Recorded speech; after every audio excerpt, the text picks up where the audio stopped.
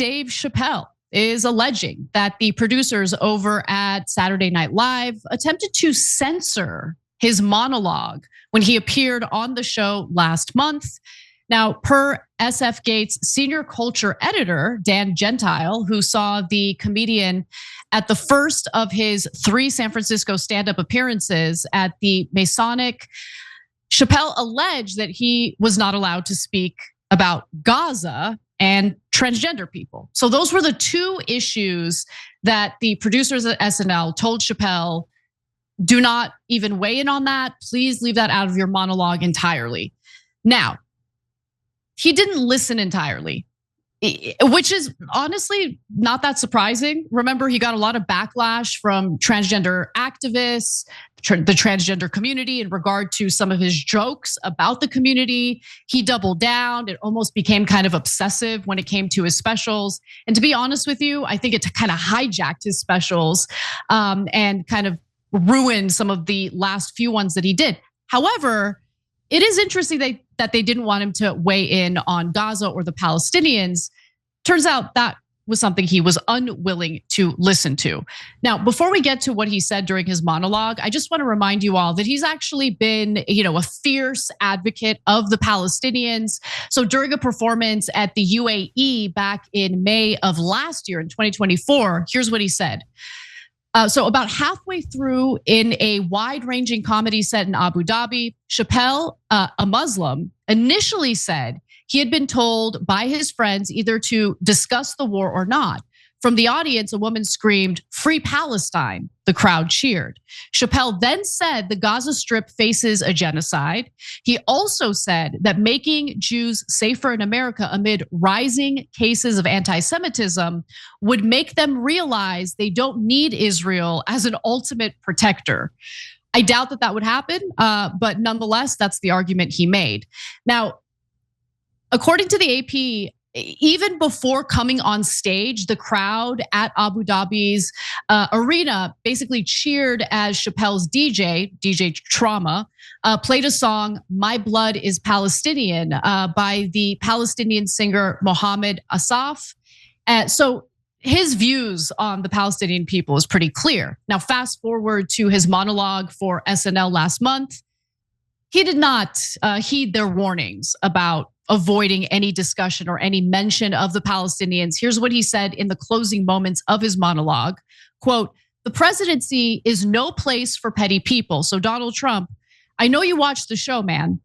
Remember, whether people voted for you or not, they're all counting on you. Whether they like you or not, they're all counting on you. The whole world is counting on you. And then he says, "I mean this when I say good luck. Please do better next time. Please, all of us, do better next time. Do not forget your humanity and please have empathy for displaced people, whether they're in the Palisades or Palestine."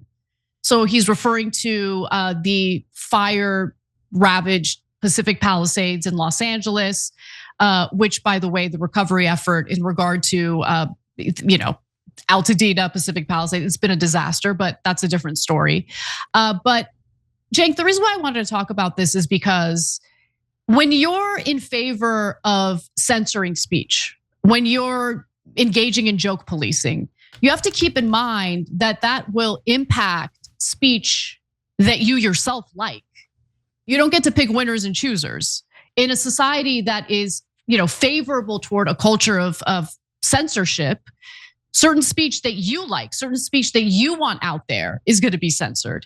And so you might disagree with his jokes and what he had to say previously about the transgender community, but opening up, an avenue for censorship in that regard, that'll translate into other issues. And in this case, we're talking about the Palestinian issue that he was, almost censored against speaking about. Yeah, well, Brett Ehrlich, Jordan Newell and I were talking about this on Friday's show. Now the right wing is trying to cancel Bill Burr for some of the jokes he made. Ooh, I like that we're cool again. That was Brett's point. You can check them out on Rebel Headquarters, another TYT channel on YouTube. And so look, anytime you're trying to shut down comedians, you're losing. So I hated Dave Chappelle's jokes about trans people because And it's not because they were just about trans people or about those particular issues. Certainly I've had my fights in that category on all sides, with the left wing, the right wing, etc.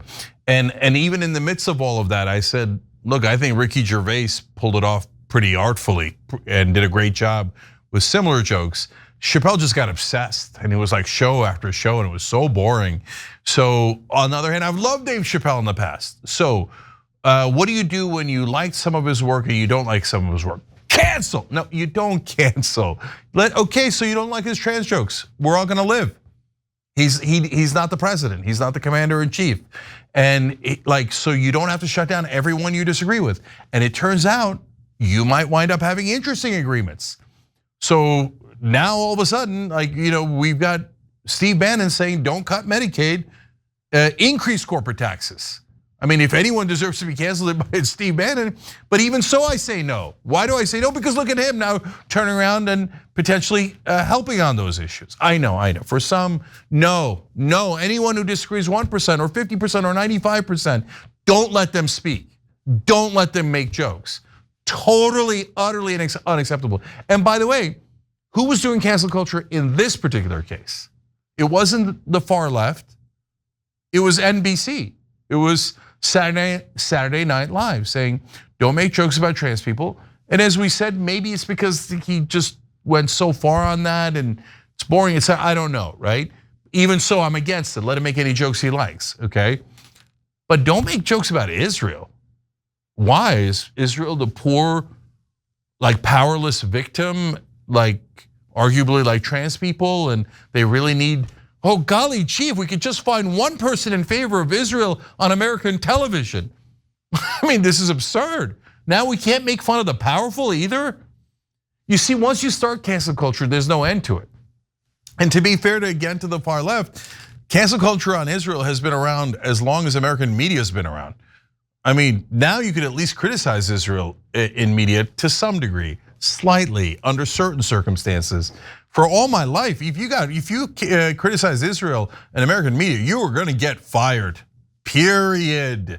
So that cancel culture has been here forever. So let the brother make the jokes. And by the way, it's interesting too that the producers at Saturday Night Live I keep forgetting Dave Chappelle's Muslim, tell a Muslim man, don't you dare make jokes complaining about Muslims being slaughtered. Know your role. And that is a disgusting thing to say. Thanks for watching the Young Turks, really appreciate it. Another way to show support is through YouTube memberships. You'll get to interact with us more. There's live chat emojis, badges. You've got emojis of me, Anna, John, JR. So those are super fun. But you also get playback of our exclusive member-only shows and specials right after they air. So all of that, all you gotta do is click that join button right underneath the video. Thank you.